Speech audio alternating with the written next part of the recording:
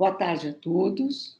Eu estou aqui para dar continuidade à série de seminários sobre o livro O Mês da Gripe, de Valêncio Xavier, pelo grupo de pesquisa O Narrador e as Fronteiras do Relato. Eu sou Maria Rosa, líder desse grupo. Então, hoje, nós convidamos dois pesquisadores do grupo, que são a Rita Taliba e o Gabriel Nunes, para apresentarem a terceira temática desta série, que hoje será a questão do narrador. Narrador sem rosto. Seria um narrador sem rosto, o que nós temos em O Mês da Gripe? Então, esta será a temática do seminário de hoje. Então, por favor, Gabriel e Rita, a palavra é de vocês. Boa tarde, eu vou compartilhar minha tela aqui com vocês.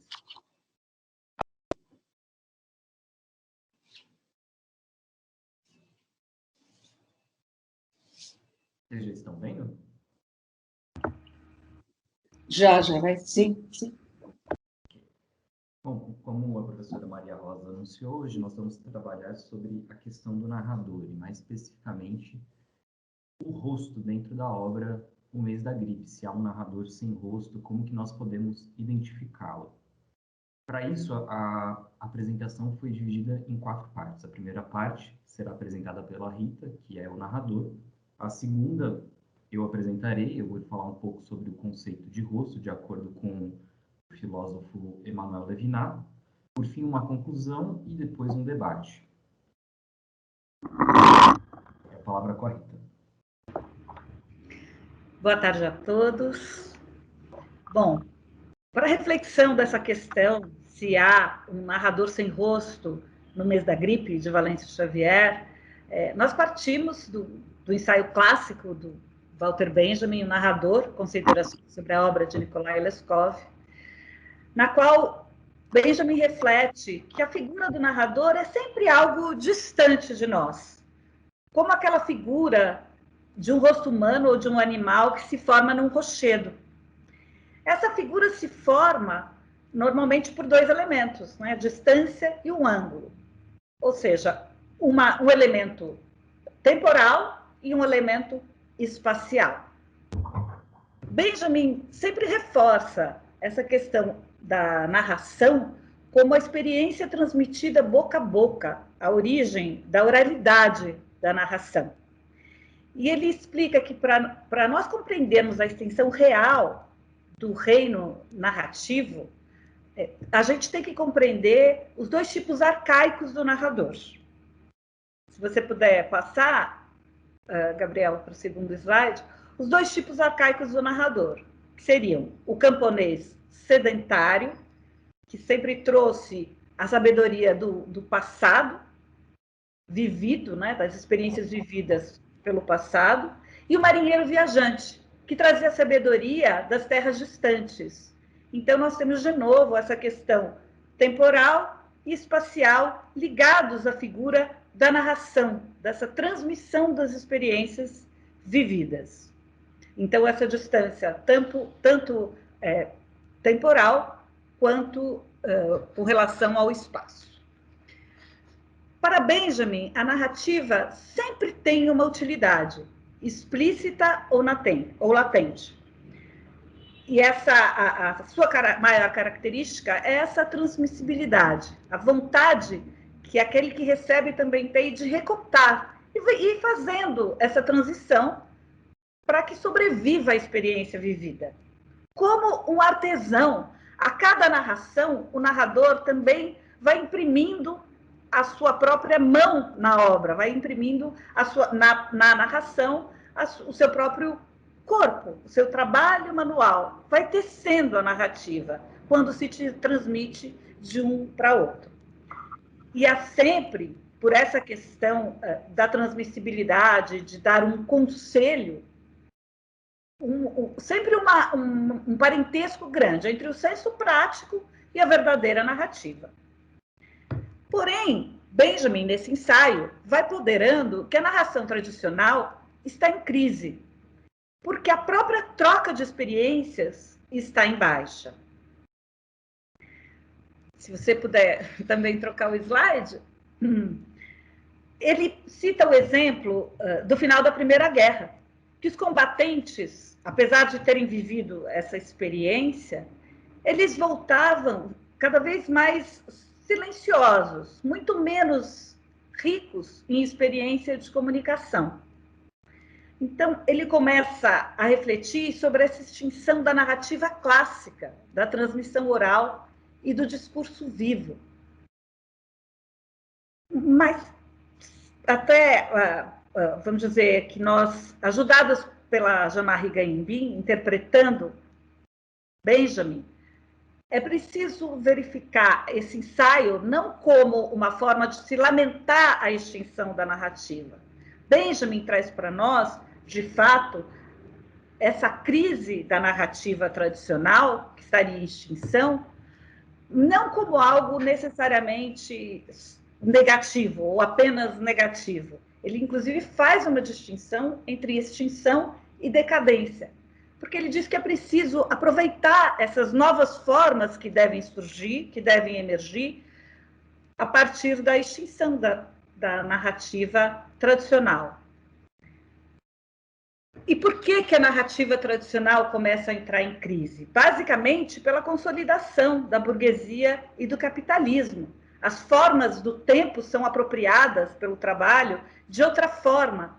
Então, não se pode mais, as pessoas não têm mais aquela necessidade, ou nem querem mais ouvir o conselho de vidas passadas, experiências vividas da forma tradicional, como se ouvia. É por isso que a narrativa entra em crise.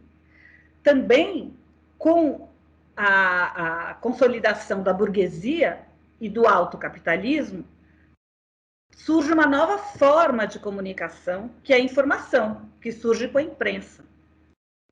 A informação, por sua vez, se afasta, inclusive, do romance e da narrativa, porque ela é uma forma de comunicação rápida, imediata, que tem que se explicar naquele momento.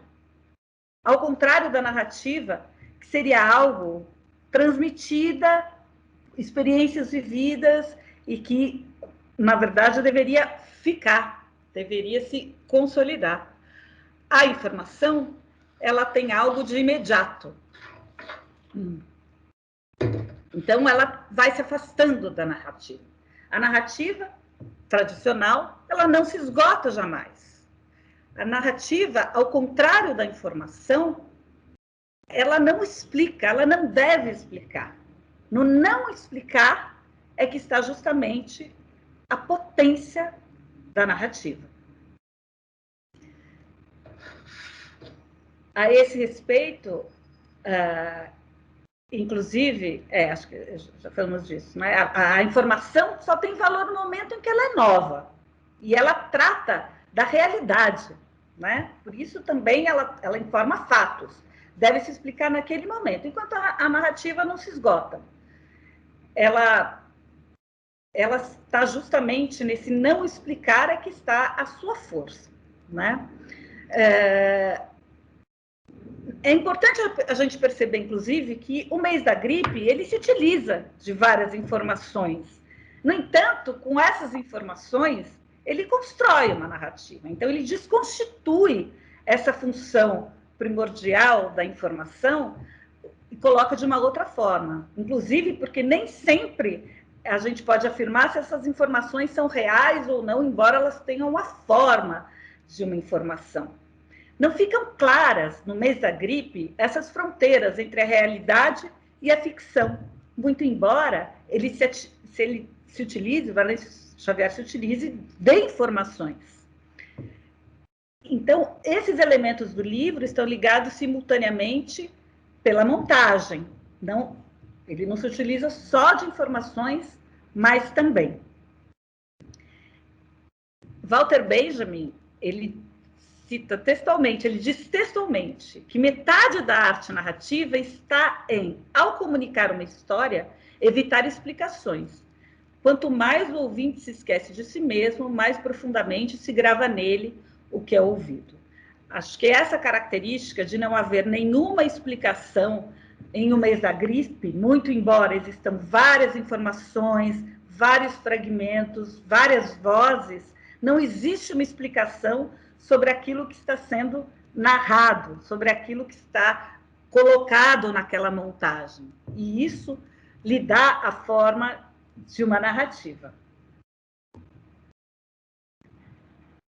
Outra característica muito importante, trazida por Benjamin, é a questão da morte como autoridade na narrativa tradicional.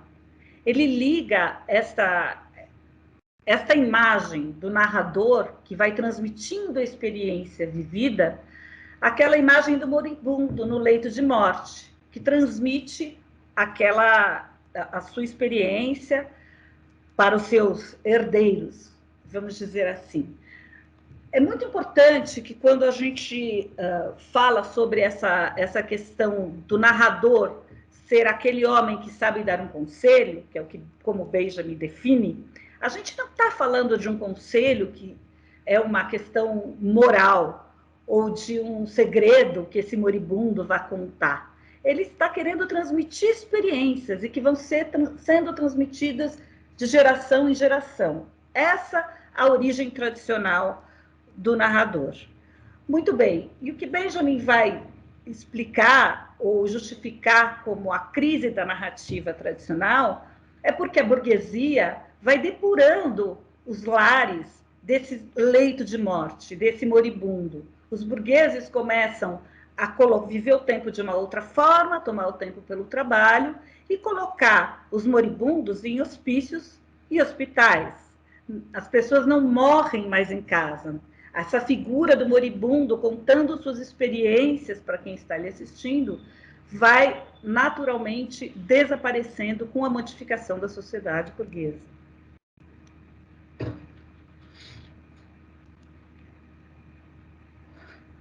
Então, Gaimbin nos questiona: seguindo essas indicações de Benjamin, podemos então arriscar a hipótese de que a construção de um novo tipo de narrativa passa necessariamente pelo estabelecimento de uma outra relação, tanto social como individual, com a morte e com o morrer? Claro que o que se defende sempre é essa questão da modificação da sociedade capitalista, da sociedade burguesa e, portanto, da relação do indivíduo também, não só com o tempo, com a morte. E de como a narrativa tradicional passou a não ter mais espaço nesse contexto. E no mês da gripe, que nós temos a morte tão presente, será que a morte também teria essa autoridade narrativa no mês da gripe?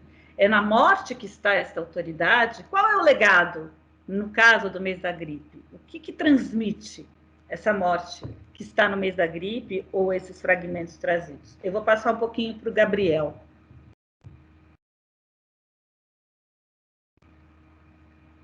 Ah, não. Ainda antes do Gabriel falar sobre isso, eu vou dizer que a Jean-Marie Gaimbin, ela refletindo sobre esse ensaio do Benjamin, ela explica que ele traz um paradoxo filosófico e narratológico pelo qual o que vai se formar pela narrativa é muito importante que tenha a memória e o esquecimento, a reunião e a dispersão, o recolhimento e a destruição, a salvação e o recolhimento e a dispersão, a salvação e essa destruição alegre.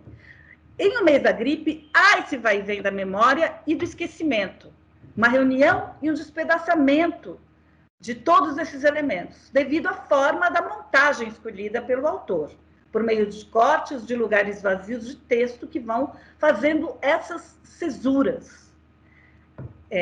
Então, realmente, o esquecimento ele está sempre presente para a gente poder rememorar. Nesses cortes que o Valêncio Xavier traz, porque ele traz figuras, às vezes uma voz aqui que depois é cortada e aparece lá na frente novamente. Então, é preciso esquecer para depois rememorar. Então, o tempo todo, o Mês da Gripe faz esse jogo. Então, nós voltamos a perguntar como é que é esse legado, essa transmissão, se a morte tem essa mesma autoridade do narrador tradicional. E agora sim eu passo a palavra para o Gabriel. O que a gente pode verificar dentro do mês da gripe é a presença de um conceito evocado por Benjamin e depois retomado por Guimbin, do narrador sucateiro. Esse narrador sucateiro, ele se valeria dos restos da história, ou seja, dos fragmentos, das coisas sem importância, deixadas à margem. E a partir dessas coisas, desses restos, desses fragmentos, ele vai construindo uma espécie de história paralela à história contada, vamos colocar entre aspas, nos grandes livros didáticos de história. Ou seja, ele não pretende registrar os grandes feitos. E como a gente percebe no mês da gripe, você tem a presença de propagandas, de cortinas, de propagandas de criolina, enfim, são vários pequenos fragmentos históricos que normalmente passam à margem assim, de uma leitura historiográfica que tende a contextualizar o que foi um período histórico, né? O que marcou determinado período histórico. Então, em O Mês da Gripe fica bastante clara a presença desse tipo de narrador sucateiro, que é alguém que não está preocupado em mostrar eventos passados sob uma perspectiva historiográfica, mas sim pela perspectiva desses restos que passam normalmente debaixo dos grandes eventos que marcam a história. Tem esse trecho da Guimbin, no qual ela retoma esse conceito. Ela coloca que o narrador ele também seria a figura do trapeiro, o Lampensammler, não sei se é assim que se pronuncia em alemão, mas vem do conceito de Lumpenproletariado do Marx, ou do chifonier, que é do catador de sucata e de lixo, essa personagem das grandes cidades modernas, que recolhem os cacos, os restos, os detritos, movido pela pobreza, certamente, mas também pelo desejo de não deixar nada se perder.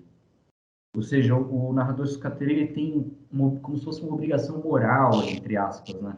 De manter essa história marginal, de dar um lugar para essa história que passa, dessa pequena história, né? Se aqui a gente pode colocar assim, de colocar ela no mesmo nível da história posta em livros didáticos, da história dos grandes nomes, enfim. Muito bem. No mês da gripe, como inclusive observa Boris Schneider no artigo dele na revista da USP, são várias as vozes. A voz do Marquês de Sade, que inicia e vai repercutir em todo o livro, a voz do rosto, que vai narrando a sua caminhada ao adentrar na casa do casal doente, sobre o qual eu vou falar um pouco mais profundamente depois, vou seguir esse trajeto. A voz da Dona Lúcia, os cartões postais de Curitiba, de 1918, que dão esse cenário, os anúncios publicitários, notas de jornais, ofícios, decretos, documentos oficiais. Cada voz, né, cada uma dessas vozes, acontecendo no mesmo lapso temporal. A polifonia nos remete a essa ideia da simultaneidade também. Muito bem. Benjamin nos diz que a narração não está interessada em transmitir o puro em si da coisa narrada, como uma informação ou um relatório. E a professora Maria Rosa Duarte, no seu ensaio da imaterialidade da narrativa contemporânea, ela reflete isso, ela faz essa questão. Como narrar num tempo em que a experiência do narrador já não faz mais sentido? Como narrar a partir do não lembrado, dos restos e das fraturas em meio ao silêncio do que ficou por dizer? É essa reflexão que Benjamin já fazia desde os anos 30, se a gente parar para pensar nessa questão. Quer dizer, a extinção da forma narrativa começa a ser refletida por Benjamin lá nos anos 30. E algo que me chamou muita atenção também nesse ensaio da professora Maria Rosa, quando ela conta sobre o ensaio prefácio de Foucault, A Vida dos Homens Infames, que foi um ensaio todo feito, prefácio de uma coletânea de arquivos, de documentos oficiais, também de internações de hospício e tal, e sobre o qual Foucault fala vidas singulares, tornados estranhos poemas, eis o que pretende recolher numa espécie de herbário. Então, isso me lembrou muito o que aconteceu aqui no mês da gripe, que foram documentos, arquivos, narrativas soltas e que vão se tornando um poema que vai narrando o cenário da gripe espanhola naquele período.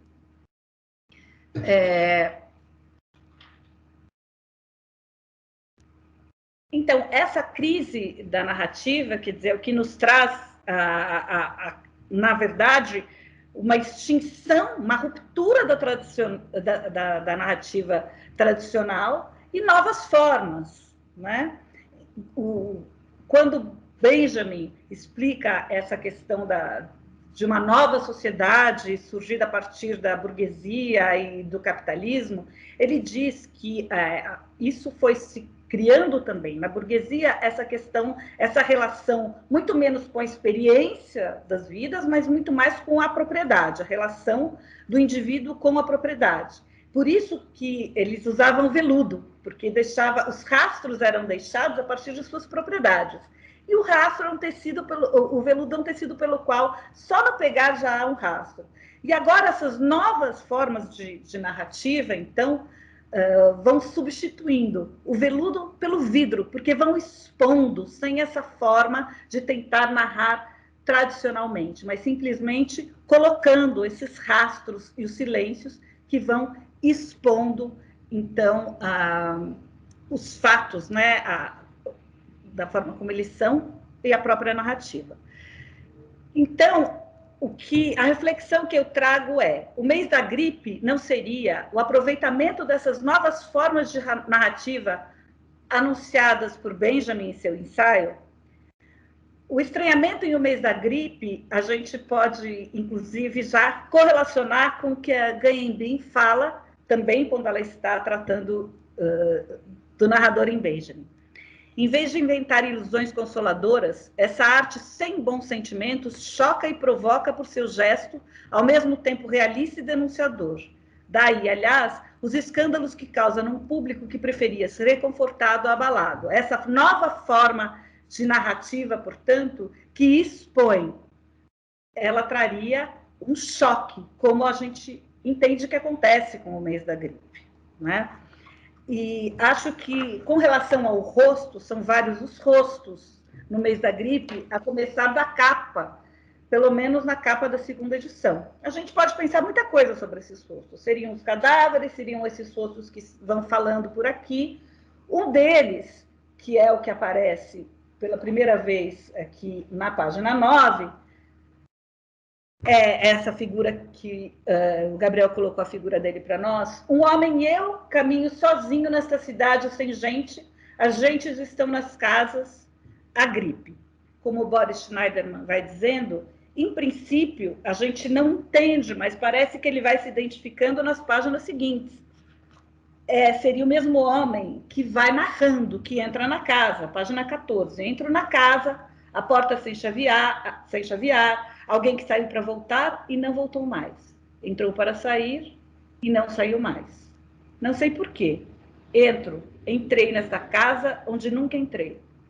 Pássaro em água estranha, vagueio pela penumbra do corredor, pela porta entreaberta, vejo. Esse rosto não aparece, mas continua, em princípio, nos parecendo a mesma voz, que vai narrando a relação que ele vai ter, de uma forma, inclusive, erótica, essa narrativa, mãos grandes como de cavalo, à direita sentada sobre o leito, respirar do seio rijo, à esquerda, a da aliança por sobre o lençol branco, branco braço nu, parca seara de louros pelos. E ele vai narrando. Página 26, novamente, entra sempre em meio a todos os outros fragmentos, todos os outros materiais, as notícias, os anúncios de morte, entra na página 26.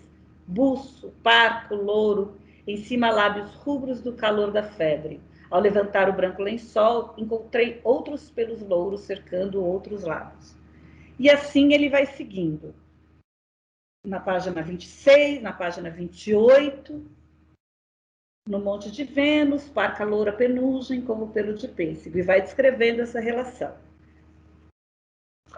Na página 35,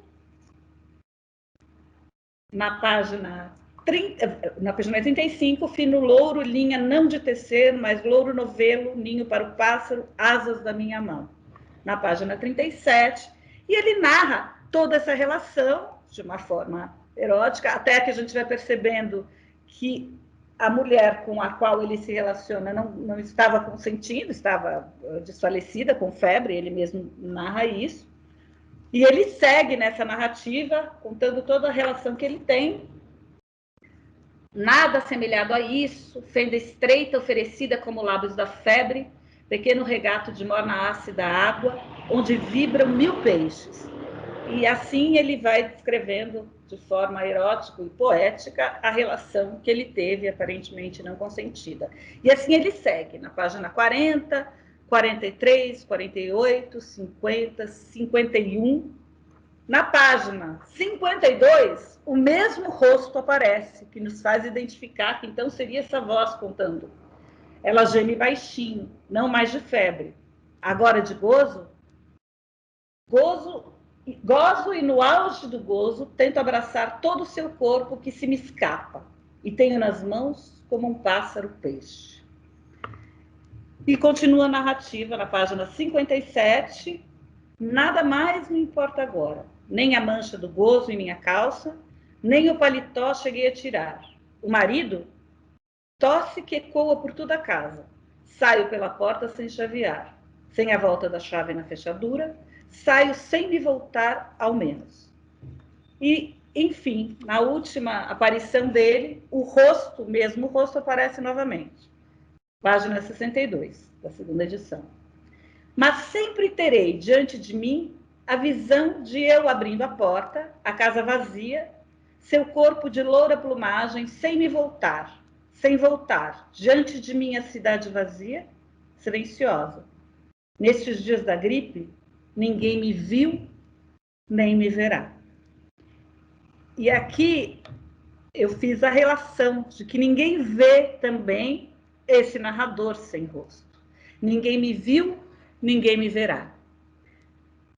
Como Gainsbourg menciona, quando Benjamin cita o poema de Brecht, Apague as Pegadas, nesse poema, Brecht descreve as condições da vida anônima da maioria dos habitantes das grandes cidades, porque este ser sem amigos, sem família, sem rosto, está sempre se ocultando de uma polícia que procura apanhá-lo na mínima negligência.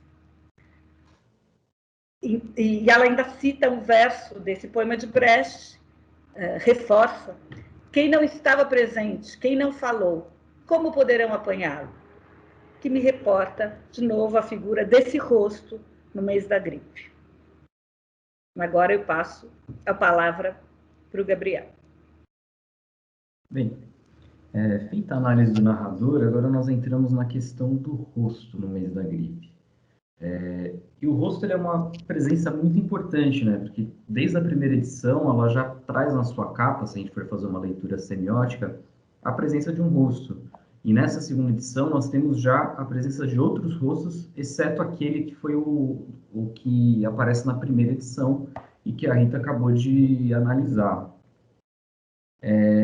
Isso acaba nos trazendo mais perguntas do que respostas, né? De quem que são esses rostos, qual a funcionalidade desses rostos para a narrativa, se é que há uma funcionalidade, se é que há uma narrativa.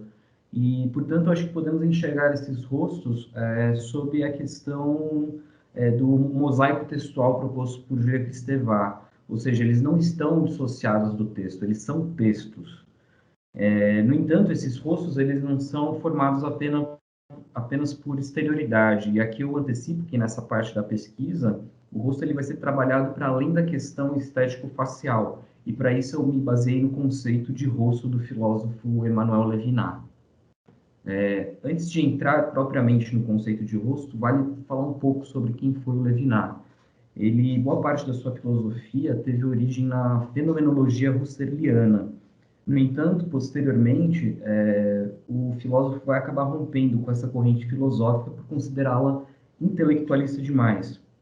Para ele, é necessário criar uma filosofia que leve em consideração o outro para além dessa noção da fenomenologia do outro como um fenômeno da nossa consciência.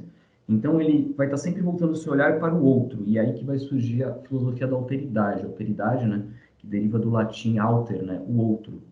E alguns dos principais conceitos estudados por Levinas ao longo da sua obra são a questão de ética em relação ao outro, a alteridade, o infinito, né, que é essa busca do rosto infinito, que seria uma busca pelo sagrado, pelo rosto de Deus, e o rosto, que é o ponto central da sua filosofia. Mas o que é um rosto?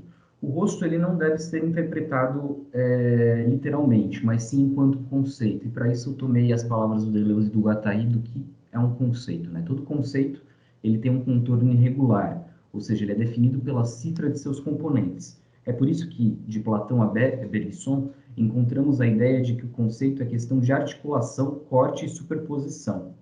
É um todo porque totaliza seus componentes, mas um todo fragmentário. Todo conceito remete a um problema, a problemas sem os quais não teria sentido e que só podem ser isolados ou compreendidos na medida de sua solução. Estamos aqui diante de um problema concernente à pluralidade dos sujeitos, sua relação e sua apresentação recíproca. Ou seja, um conceito ele é algo imaterial, abstrato, que ele vai ter sempre um passado, uma história, né? Ele tem uma historiografia de como ele foi formado e ele vai estar sempre estabelecendo conexões com outros conceitos, ele vai sempre aberto, por isso eu trago ele para análise desse livro.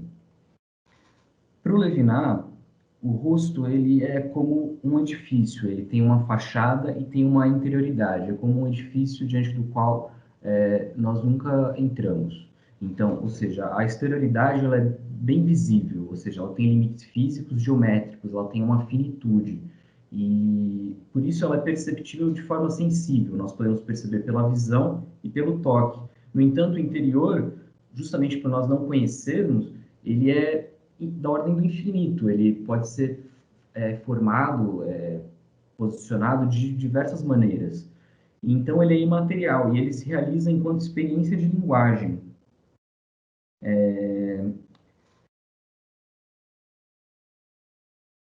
O rosto, ele se manifesta, o Levinas ele enxerga o rosto como uma manifestação, né? E é sempre a imposição do outro, uma imposição existencial do outro em relação à minha existência. Ou seja, para ele, há sempre um infinito que se esconde atrás do rosto do outro, o qual a gente nunca vai poder alcançar, porque nós jamais conseguiremos experienciar o real da mesma forma que o outro, assim como o outro também não vai poder experienciar o real da forma que a gente. O que é uma questão ambígua, né? Porque a nossa própria experiência, enquanto ser humano, já é delimitada pelo olhar desse outro. E é algo que o Levinas enxerga de forma positiva, né, na sua filosofia da alteridade, pois sem o outro não há possibilidade de filosofar, não há possibilidade de criar conhecimento, não há possibilidade de produzir arte, não há possibilidade de estabelecer diálogos. No entanto, se nós formos para uma vertente um pouco mais cinzenta, assim, dessa relação entre eu e outrem, como o Sartre propõe no existencialismo ou humanismo, o outro ele pode representar um empecilho para a nossa felicidade. Ou seja, uma vez que a nossa existência no mundo ela vai estar sempre dependendo da liberdade desse outrem. E em Um Mês da Gripe, eu acho que fica muito evidente essas fronteiras no deslocamento dos rostos entre textos. Eles estão sempre entre essa zona cinzenta, né? Eles aparecem entre os recortes publicitários, entre as recordações da Dona Lúcia, entre os cartões postais, entre os obituários, aí as propagandas.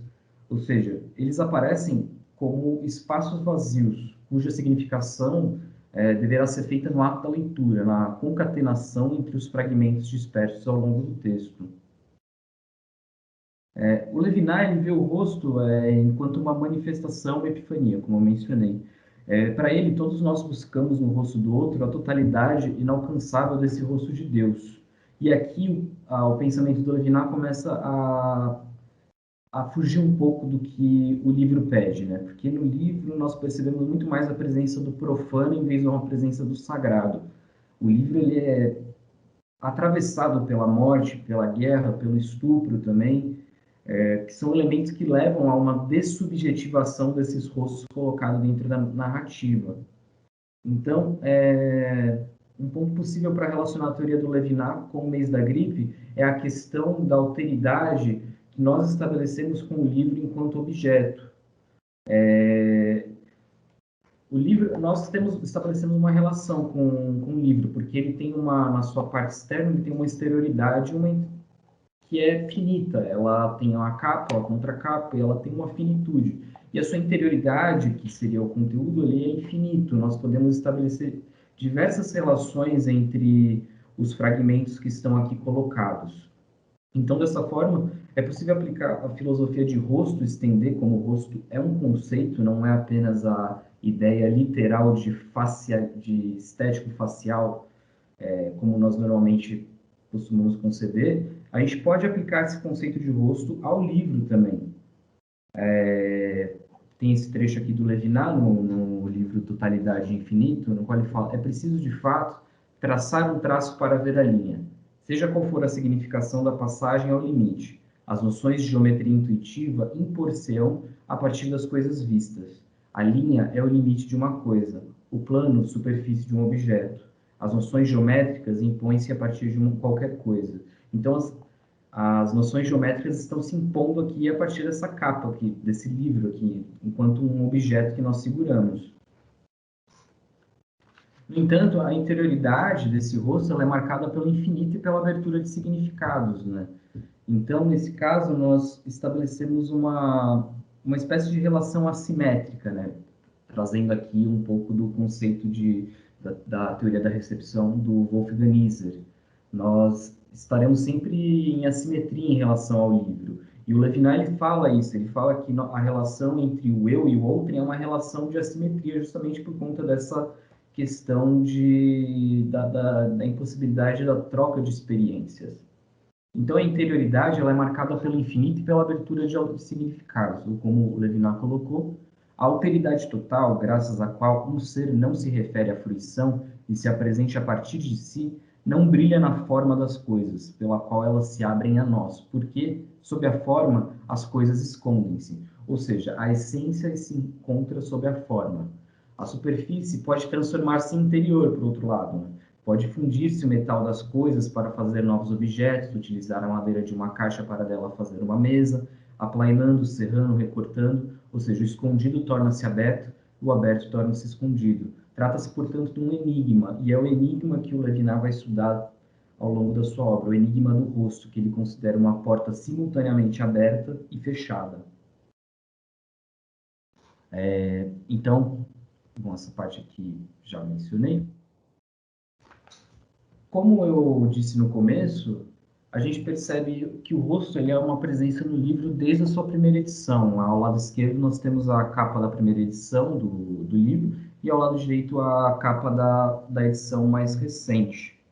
A primeira edição, se a gente for fazer uma leitura semiótica, é como se a gente estivesse diante desse rosto que vai nos apresentar a sua subjetividade, a sua experiência, nas páginas do livro. No entanto, a gripe, eu acho que a escolha editorial por essa capa que traz esses diversos rostos, exceto esse rosto que aparece na primeira edição, eu acho que foi uma escolha editorial muito feliz, porque isso revela que a gripe, enquanto evento, foi um evento, uma experiência, um trauma coletivo, e não apenas um evento, embora esse trauma coletivo ele seja pontuado pelas individualidades, mas não foi apenas um evento individual.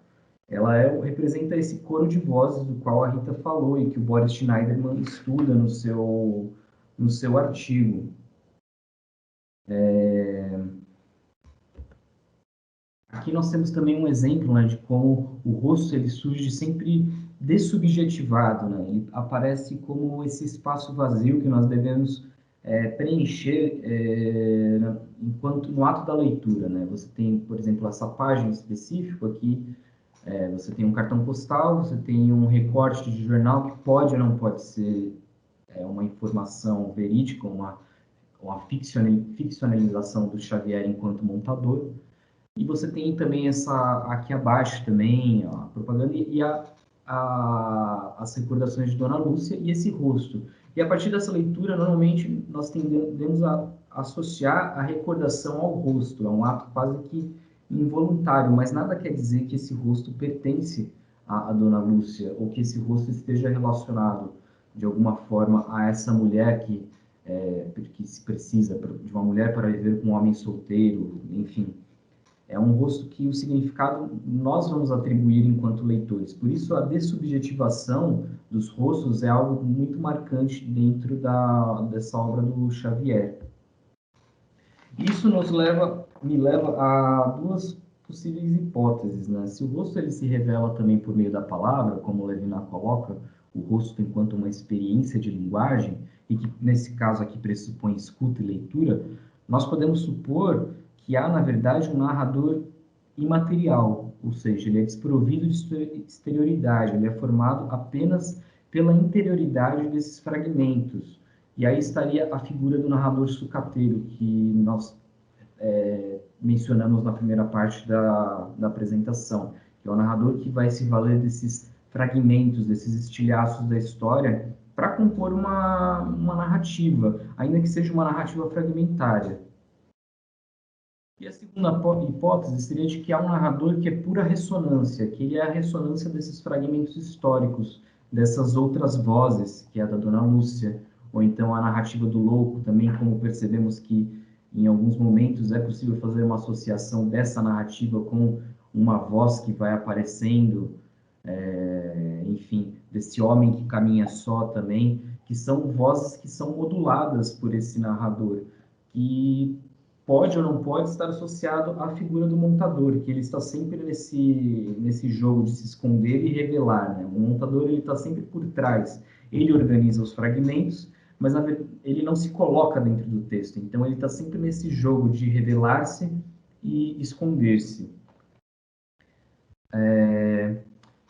Então, há uma possível conclusão. Há um narrador fragmentário sucateiro que recolhe os restos da história e os dispõe na narrativa em uma espécie de colagem, que vai exigir de nós, enquanto leitores, um papel muito ativo na hora de preencher os espaços lacunares, porque não é um livro fácil, embora a linguagem não seja uma linguagem extremamente rebuscada, uma linguagem da qual nós estejamos muito distanciados, embora existam algumas diferenças na composição morfológica, sintática, na grafia de algumas palavras. No entanto, ele é um livro que ele é atravessado por esses silêncios, por esses espaços vazios, que nós deveremos, enquanto leitores,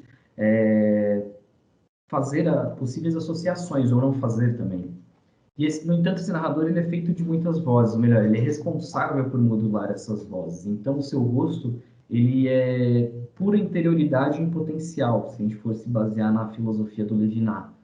E é algo que se evidencia nessa edição mais recente, né, que traz as muitas faces, né, do que foi esse mês da gripe, né.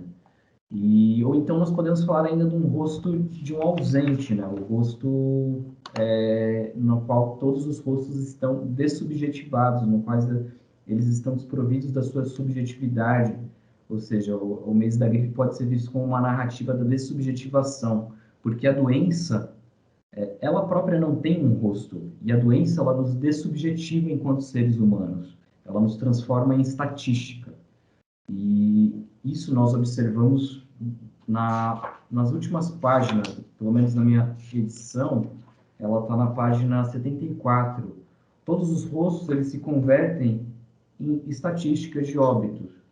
E é o que nós temos observado hoje em dia, né? Na contemporaneidade em relação às mortes da Covid. Né? Os rostos se convertem em estatísticas, em números.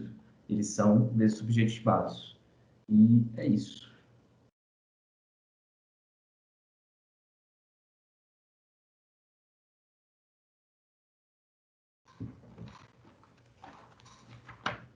Certo. Ah, eu estou te vendo, eu não via você, entendeu? E foi ótima a apresentação, eu acho que vocês abriram questões novas, né, para a questão do livro, e então agora eu vou dar a abertura ao debate, e eu queria já fazer uma primeira questão, que é para os dois. E é isso que o Gabriel falou, né? Essa questão da dessubjetivação. Então, a gente pode dizer que esse narrador sem rosto é porque ele é um espaço vazio, ele é dessubjetivado, né? E isso, o significado desse dessubjetivado é positivo, no sentido de ele estar vazio para ele se abrir a múltiplas subjetividades. Mas quando você fala que é uma dessubjetivação, que se transforma num número, já não é mais esse sentido, né? É um sentido de opressão, de não ter voz, de não ter identidade. Então, eu gostaria que vocês falassem sobre esse duplo aspecto da dessubjetivação.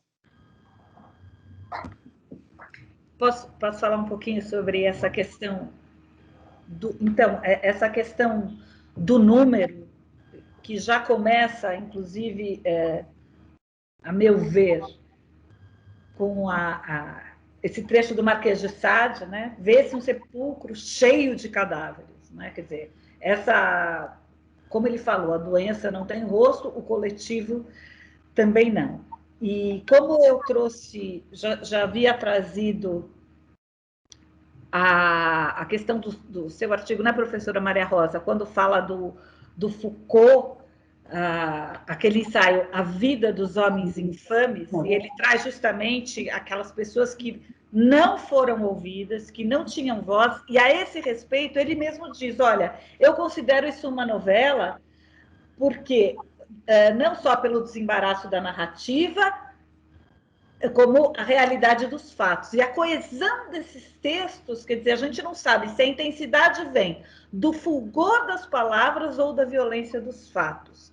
Eu acho que essa dessubjetivação numérica para a questão do coletivo é muito importante no mês da gripe, porque justamente ela está tratando de uma pandemia, né, que atinge coletivamente, como o que a gente vê hoje, e dessas pessoas, de inúmeras pessoas também que morreram ou que não foram ouvidas. Eram documentos, eram oficiais, até poetas, aqui ele traz trechos de poesia. Esse rosto que eu chamo de o estuprador, enfim, que é uma pessoa que entra e passa pela cidade sem ser visto. Aliás, ele não é visto nem na própria casa na qual ele entrou. Então, eu acho que existe essa questão que é importante do não rosto do autor, mas eu acho que existe sim esse recado com relação às vozes não ouvidas, que a preocupação já era, né, de Benjamin com relação às novas formas narrativas que trariam uma inclusão, inclusive cultural, daqueles que não eram ouvidos, né? Então, essas novas formas narrativas, elas tiram apenas do autor, elas tiram essa autoridade que não está somente no autor, né? O autor que traz as outras vozes. Eu vejo dessa forma. E também vale ressaltar que, como o Jaime Ginsburg ele coloca, né, nas contemporaneidades, certos eventos traumáticos, eles dependem desses narradores descentrados, ou seja, não tem outra forma de narrar um evento desses que não seja pela fragmentação, que não seja pelos espaços vazios do texto. Então, por isso, eu acho que é muito difícil você encontrar um único rosto dentro da obra, um único narrador que seja. Na verdade, há, mas ele modula essas vozes e definir o rosto dele se torna uma coisa muito difícil, né? Por isso que eu acho que a escolha editorial da mudança da capa é muito melhor, assim, do ponto de vista semiótico. Quando a gente olha, a gente percebe a coletividade que teve esse evento. E não foi uma coisa pela qual apenas um único rosto passou, mas são vários rostos, e no fim esses rostos se transformam em números. Eu vejo mais pelo lado negativo, essa dessubjetivação. Mas você vê o lado positivo dela? Sim, porque ela vai pela uma margem inúmera de significados, né? Mas Porque qual é o lado positivo, estético, que é o que ele está fazendo? Porque a questão da subjetividade é muito forte para nós, né? Você falar que a identidade, onde está o sujeito. Quando uma construção poética não deixa você ir por aí, porque as subjetividades estão diluídas, não é essa a marca principal, e ver isso como uma abertura para a multiplicidade, porque se eu não coloco a minha voz, eu deixo aquela forma livre, outros sujeitos podem habitá-la, e não só a minha marca, né? Então, é nesse sentido, na medida em que você abre, esse sujeito fica sem rosto, né?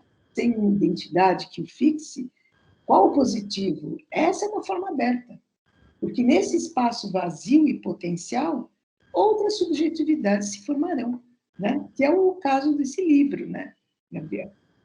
Então, acho que ele se trabalha com os dois sentidos de dessubjetivo, né? Dessubjetivar em termos sociais não é nada positivo.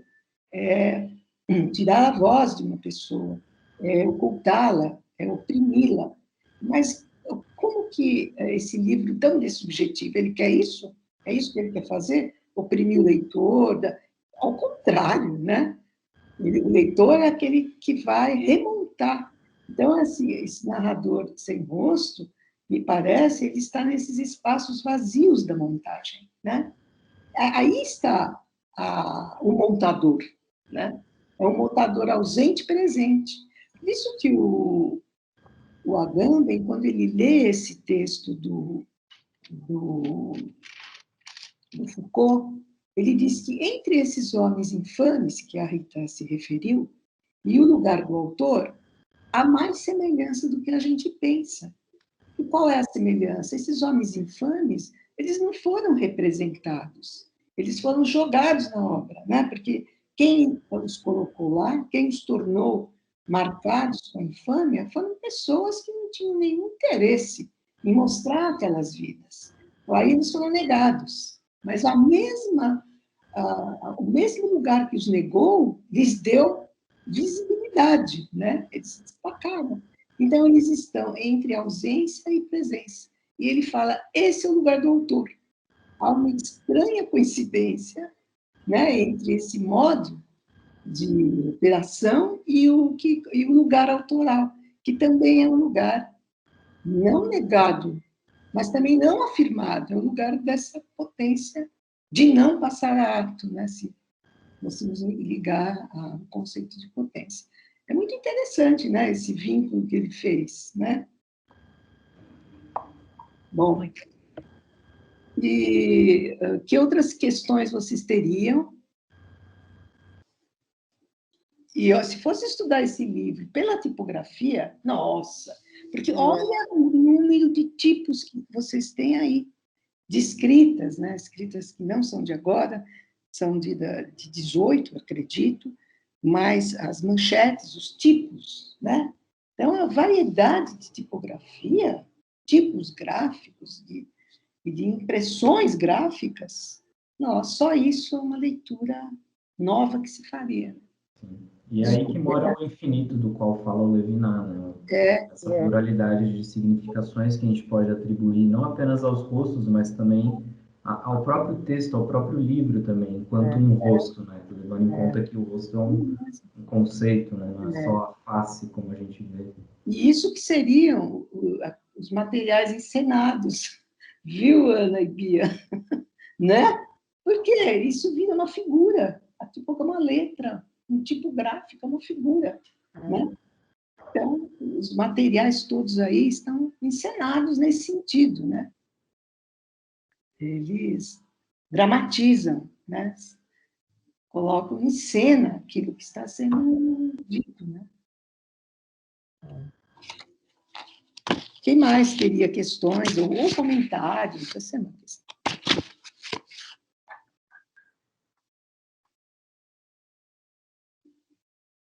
falando ainda sobre essa imagem lá do que aparece, né, abaixo de uma das notícias, né, do hospício, lá na página 70, né, que realmente essa imagem é muito intrigante, a gente tem aí também uma estereotipação, né, da figura do louco do hospício, né? Então, por que obviamente, pode ser ou pode não ser essa figura, mas ela foi colocada aí, né, no final desse material, né? Então, por que associa-se, né, essa imagem estereotipada, deformada, né, dissolvida até, e não esse, né, que aparece lá no primeiro, lá no falando, né, em primeira pessoa, como essa voz desse narrador, e que, enfim, dá indícios, né, pelo que a Rita falou, e a gente vai falar daqui a pouco, de cometer atos que são, né, de fato insanos dentro, né, dentro dessa sociedade, e passa despercebido, né. Então, também a relação da materialidade, né, desses rostos com os significados sociais que eles recebem também é muito forte, né? É uma forma também de denúncia mesmo, acho que de crítica nesse sentido também em relação ao rosto, né? Sim, porque havia, agora até entrando um pouquinho na minha área, né? Havia uma tese com relação aos crimes, de que havia um tipo físico com relação aos criminosos, né? De Lombroso, a tese do Lombroso, de que os criminosos eles nasciam geneticamente criminosos, né? Então, claro que isso foi muito criticado. Então, isso que você coloca, Bia, para mim é muito significativo, né? Porque o que eu entendo que o rosto, que é até bonitão, vamos dizer assim, para a época, que acaba cometendo o que, a meu ver, se está correta a minha interpretação, é um estupro, porque não houve o consentimento com a relação, não foi, passou despercebido, ninguém podia ouvir aquela mulher, e ele entra e sai da cidade sem nada. E aquele hospício louco, né, teve esse escândalo todo e tinha quase que uma figura já deformada do criminoso, do louco, estereotipado. Isso é bem significativo para mim também. Legal. Não, eu estava pensando na infâmia, né? Porque sobre os homens infames do Foucault, vocês estão me ouvindo? Uhum. Essas pessoas, não é que elas eram loucas, a família achava que fez um ato que eles acharam que era de uma loucura, eles iam lá e denunciavam. Aquela pessoa ficava marcada como louca, né? Isso a gente tem quantos casos, né? Pintor, vê o Van Gogh, outros, o Lima Barreto.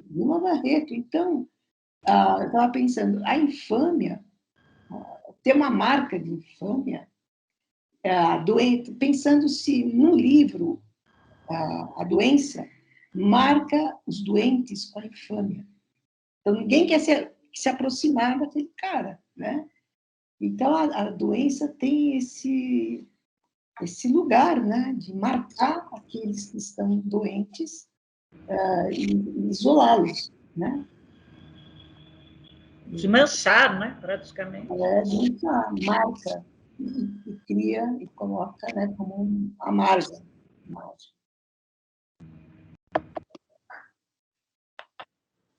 Alguém mais teria alguma questão?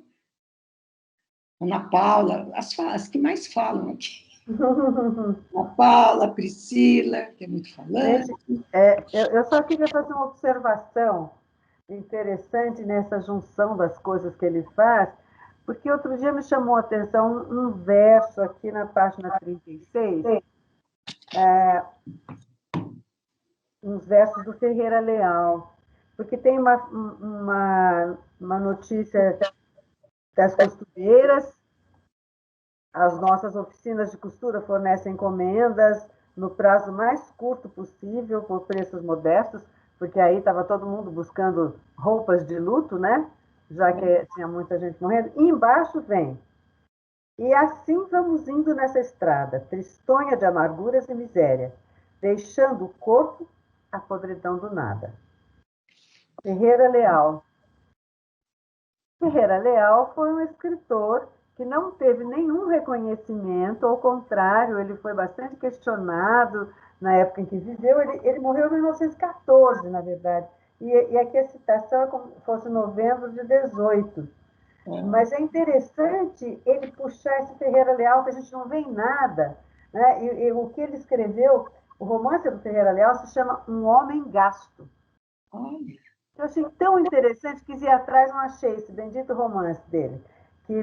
Parece que ele só tem 2 obras e, assim, muito difíceis de encontrar hoje em dia. Mas a ligação aqui com outro narrador, que é esse Ferreira Leal, que à época deveria estar sendo comentado. E ele era um médico. Olha, interessante, hein, Ana? Interessante, né? É. E essa visão, né, do corpo, da podridão do corpo, que é aquela coisa de estar morrendo gente, não ter nem caixão para enterrar, não é? E aí precisaria ver se esse texto que ele fala que é Ferreira Leal que escreveu, ou ele que criou, né? Então, nunca vai saber, né? Nunca vai saber. Desse objetivo, está sempre presente, né? Quando você fala, não, isso é desse autor. Será? Será que não foi? Será que é? Até porque ele coloca com data, como se fosse uma afirmação de novembro de 18, e o Daniel já estava morto. Embora pela obra, né? Pode ser. Será que na época ele a obra pode ter sido publicada em 18, mas não parece, né? Mas interessante isso. Muito legal, viu, Ana? Muito legal mesmo. Você vai, cada vez que você começa a mexer, você vê o quanto ele mistura, né, essa subjetividade, destrói ao misturar. Por isso que ficou muito interessante essa discussão de hoje, né? É, verdade. Interessante. Conceito de rosto, né? Subjetividade com, ao mesmo tempo, uma multidão de subjetividades. É verdade. Essa simultaneidade. E, Zezé, o que você tem a dizer, Zezinha? Ai, Zezé.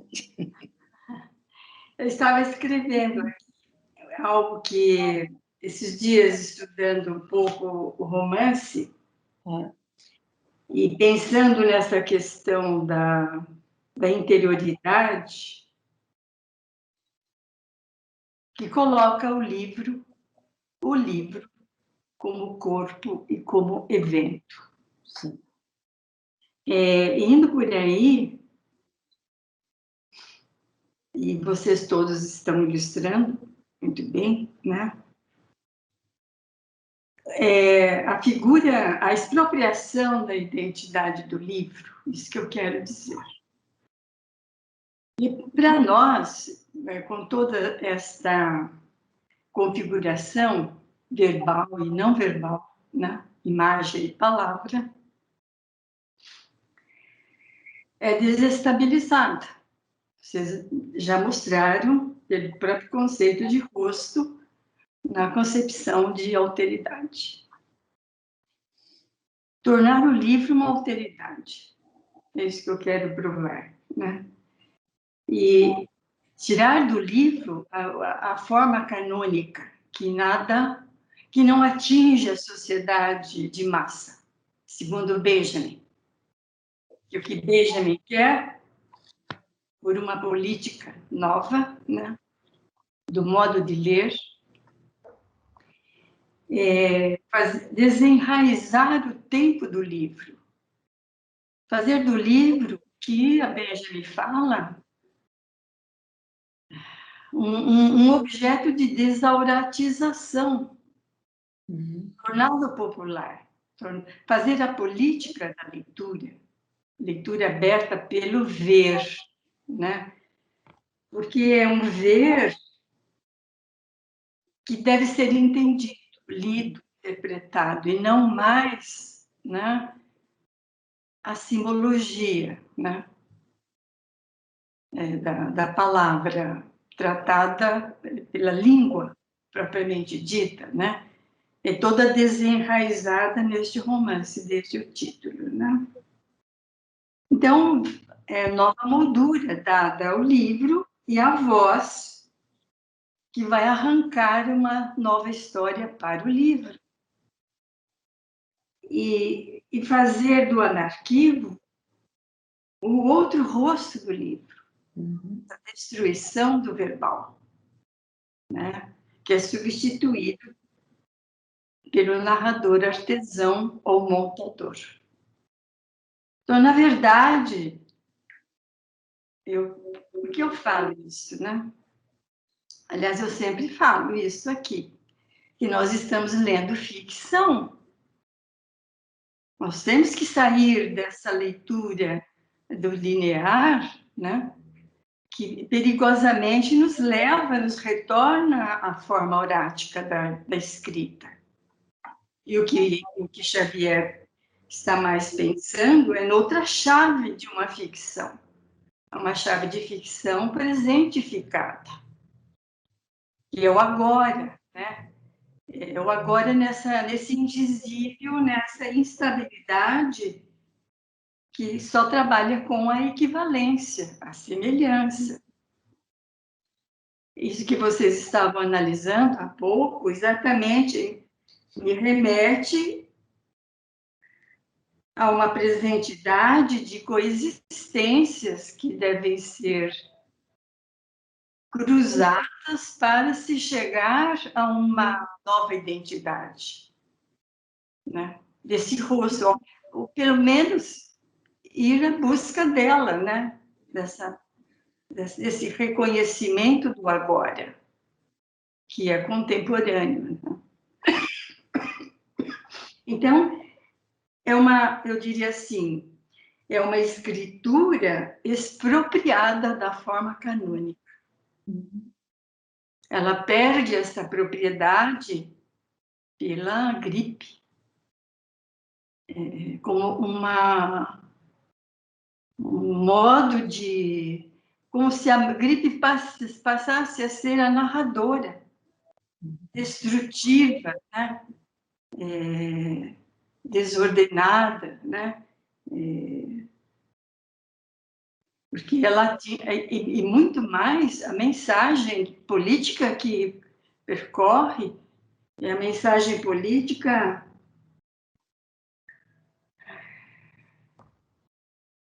eu diria, de massa. É uma leitura de massa. Como o cinema viria a servir, a fotografia viria a servir pelo predomínio da imagem visual. Então, atravessando toda essa despropriação, né, está uma alfabetização da leitura, sabe? Uma nova alfabetização da leitura e do livro, volto a dizer. O livro como corpo, né? Como voltando à sua origem épica, né? Épica de contar, de um narrar oral. Aí vem toda a história opérica, né? Da oralidade, e sendo procurada, buscada, né? Nesse novo formato, nessa nova chave. Achei interessante, sabe, falar do livro, porque nós estamos, repito, né, trabalhando com ficção.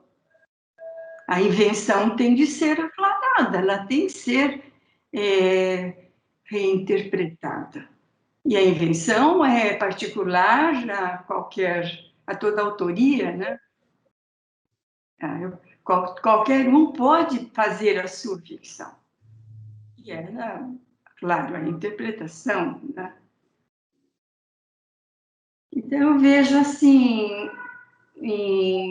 o mês da gripe, esse retorno todo à antiguidade da épica da palavra e do livro, né? Da ficção, o romance também é consequência desse desmanche, né? Desse desmanche do rosto da linguagem, né? Como Gabriel falou muito bem. Então, vou só para completar, há um projeto gráfico, sim, esse que a Ana levantou, expôs. Todos os projetos implícitos a esse desmanche da linguagem e do objeto, ele não permite mais a subjetivação, não autoriza mais a subjetivação. E essa dessubjetivação que você colocou, Rosa, ela realmente dá um recado a vozes não ouvidas. Porque agora não é um só que sabe ler, vou dizer em termos bem simples. Não é um só que sabe ler. Todos devem saber ler. A massa tem de aprender a ler, vendo, né? E isso muda o conceito de leitura, né? Uhum. O conceito do narrador, né? Para poder atingir a massa social. E o livro, eu acho maravilhoso isso, porque o livro torna-se o objeto dessa revolução. E com o livro vai a gripe, os seus efeitos destrutivos, né, de reconstrução, sem pensar em Covid. Ai, Zé. Exatamente, esse ler concreto, né, que nós bem sabemos já, é o ler concreto, né, tátil, né, e reconstruído pelo olho. Então, é pensar o que o olho vê. Isso aí, Didi Huberman, né? Cossia e todos os estudiosos da imagem entram em consideração aí, né? Porque agora a leitura vai a fundo, né? É uma leitura que vai ao fundo, retorna alterada, retorna modificada. E aí entram, né, na modernidade, todos esses dispositivos, né, que falei, fotografia, pintura, o desenho, a imprensa, né, a literatura popular, né, das magazines, dos almanaques, e tudo que faz valer uma mudança de hábitos de leitura, né? Mas cujo material é um material de massa popular, não? É assim que eu vejo o livro e o romance. Não? Legal, Zezinha. Muito bom. Obrigada, Zézia. Muito interessante, muito bom. E alguém mais teria ou questão ou um comentário a fazer?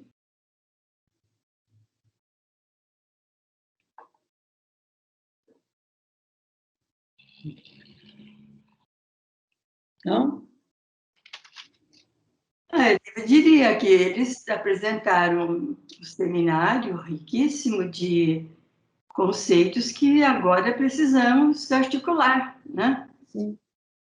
Nosso campo é o campo da leitura, da escrita, da fala, né? É por aí o caminho dessa síntese que precisamos trazer à teoria do romance. Verdade. Mas é um romance que estimula, né, Zezé? Que abre campos muitos, né? Então, isso eu acho que é estimulante para nós, né? Porque é um grande experimento para novos lugares do narrador, né? Experimentar esses lugares. E olha o que demanda, né? O que se desenvolve a partir daí, né?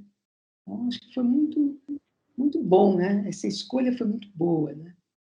Muito interessante. Um laboratório, assim, Laboratório. de grande importância, né? Para exatamente, Rosa, ampliar a nossa concepção de narrador, né? Isso. Sempre digo, Rosa, mas isso não está escrito por aí. É verdade. Tem que ler no encontro, né? Verdade. É muito raro encontrar esse discurso do narrador e do narrar, com essa clareza que o grupo está conseguindo. Uhum. Verdade. Como voz, como função, como revolução, né? Uhum. Da escrita e da leitura, né? Acho que nós devemos isso agora, né? Passar isso para o papel, um livro teórico mesmo, né? Teórico e com exemplos, né? Esses todos, porque o interessante é que nós estamos partindo de romances, né? Da ficção, para retirar daí as questões teóricas, não o contrário. Então, por isso que está sendo tão rico, né? Questões que saem, elas são adequadas, não é forçado, você tem que colocar uma teoria X. Não, nós estamos fazendo o inverso. E cada grupo que vem, eu acho muito interessante, porque como que eles vão buscando textos teóricos que nós não indicamos? Eles vão à busca e eles trazem novas perspectivas, né, Zezé? O que é mesmo o lugar de um pesquisador, né? Então, é muito feliz, né, a gente ter um grupo com essa qualidade, né? Acho que é uma alegria para nós, né? E aí, ninguém mais tem questões? Se não tiver, eu encerro, então, por aqui, e convido vocês para continuarem conosco no próximo seminário que virá, e aí a temática será exatamente a dos materiais ensinados. Muito obrigada e até lá.